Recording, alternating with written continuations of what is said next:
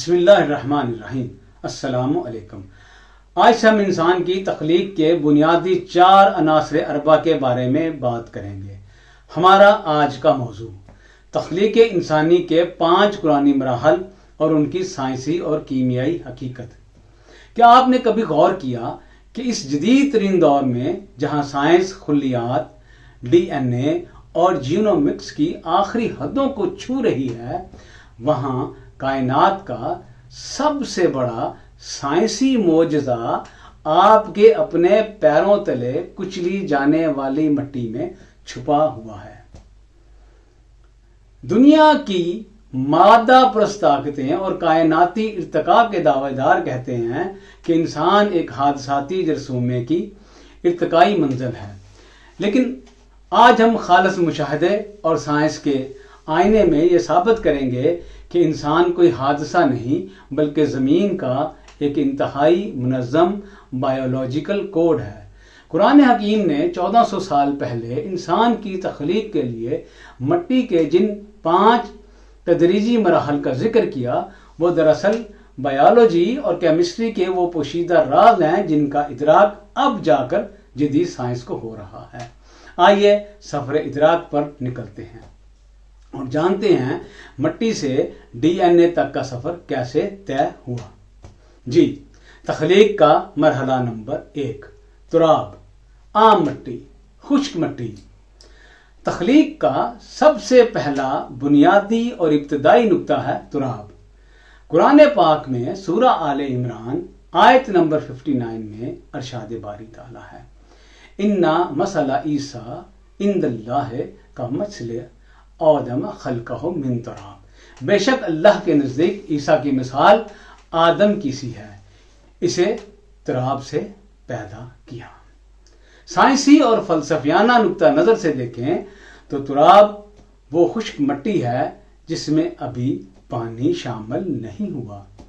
یہ عاجزی اور سادگی کی علامت تو ہے ہی، لیکن اس کا سب سے بڑا سائنسی سچ یہ ہے کہ انسانی جسم کے تمام بنیادی عناصر کاربن، ہائیڈروجن، نائٹروجن، فاسفورس اور لوہا وہی ہیں جو زمین کی اوپری سطح یعنی اسی تراب میں پائے جاتے ہیں۔ سائنس جسے ڈی این اے کہتی ہے، اس کا پورا کیمیائی ڈھانچہ اسی تراب کے عناصر پر لکھا گیا ہے۔ انسان دراصل ایک چھوٹی زمین ہے جس کا مادہ اسی پہلی پرت کا امانت دار ہے۔ تخلیق کا مرحلہ نمبر 2، 3، گیلی مٹی۔ جب اس خشک مٹی میں یعنی تراب میں کائنات کا دوسرا بڑا عنصر یعنی پانی شامل ہوتا ہے تو وہ 3 بن جاتا ہے۔ قرآن کریم کا اعلان ہے، هو الذی خلقکم من طین، سورہ انعام آیت نمبر 2، یعنی وہی ہے جس نے تمہیں مٹی کے گارے سے پیدا کیا۔ عقل سوال کرتی ہے کہ مٹی میں پانی ہی کیوں ملا، کوئی اور مایہ کیوں نہیں؟ تو اس کا جواب ہے، اس لیے پانی کائنات کا سب سے بڑا یونیورسل سالوینٹ ہے جس میں ہائیڈروجن بائنڈنگ کی وجہ سے ایک انوکھی لچک ہوتی ہے جو کسی اور مایہ میں نہیں ہے۔ 3، مٹی کی وہ حالت ہے جس میں نرمی، لچک اور قبولیت پیدا ہوتی ہے۔ پانی ملنے سے مٹی کے بے جان ذرات میں وہ کیمسٹری متحرک ہوتی ہے جو زندگی کے رمق کو قبول کرنے کے لیے ضروری ہے۔ پانی مٹی کے اندر چھپی صلاحیتوں کو بیدار کرنے والا پہلا ایکٹیویٹر ہے۔ تخلیق کا مرحلہ نمبر 3، طین لازب، چپکنے والی لیسدار مٹی۔ جب مٹی اور پانی کا یہ ملاپ ایک طویل وقت تک قائم رہتا ہے تو یہ مٹی طین لازب یعنی ایک انتہائی لیسدار اور چپکنے والی مٹی میں بدل جاتی ہے۔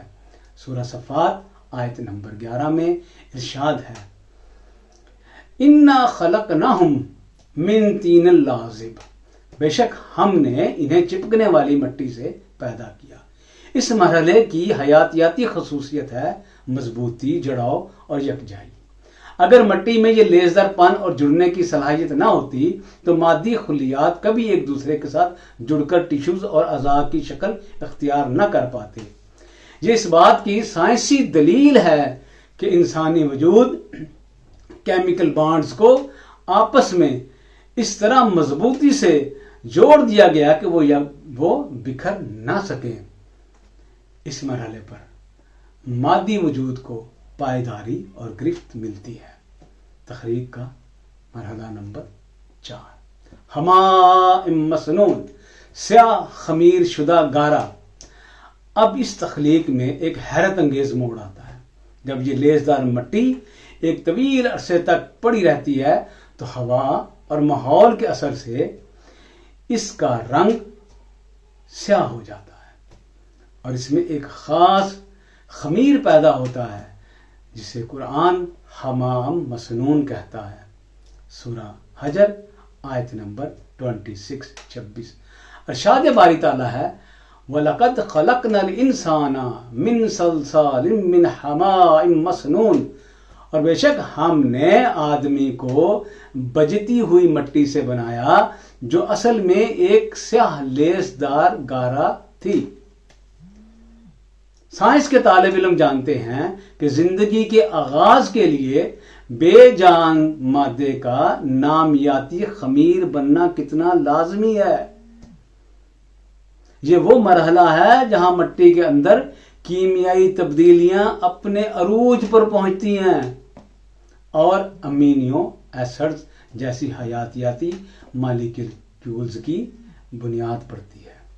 یہ سیاہ گارا ظاہر کرتا ہے کہ انسانی مادی وجود کے اندر تغیر، ارتقاء اور تبدیلی کی صلاحیت رکھی گئی ہے۔ تخلیق کا مرحلہ نمبر 5، صلصال کالفخار اور حتمی نتیجہ، یعنی وہ خمیر شدہ گارا جب ایک کامل شکل اور کالم میں ڈھال دیا گیا تو وہ تپش اور حرارت سے گزر کر خشک اور سخت ہو گیا، جیسے پکا ہوا مٹی کا برتن جو چھونے پر آواز دیتا ہے۔ قرآن فرماتا ہے خلق الانسان من صلصال کالفخار، سورہ رحمان آیت نمبر 14۔ اسی نے انسان کو ٹھیکرے کی طرح کھن کھناتی ہوئی مٹی سے پیدا کیا۔ یہ انسانی جسم کے ہڈیوں کے ڈھانچے اور مادی شکل کے 100% مکمل ہونے کا اعلان ہے۔ مٹی، پانی، ہوا اور آگ کے ملاپ سے ایک ایسا پختہ ہارڈ ویئر تیار ہو گیا جو کائنات کی سب سے قیمتی امانت یعنی روح کو اپنے اندر سمونے کے قابل بن سکا۔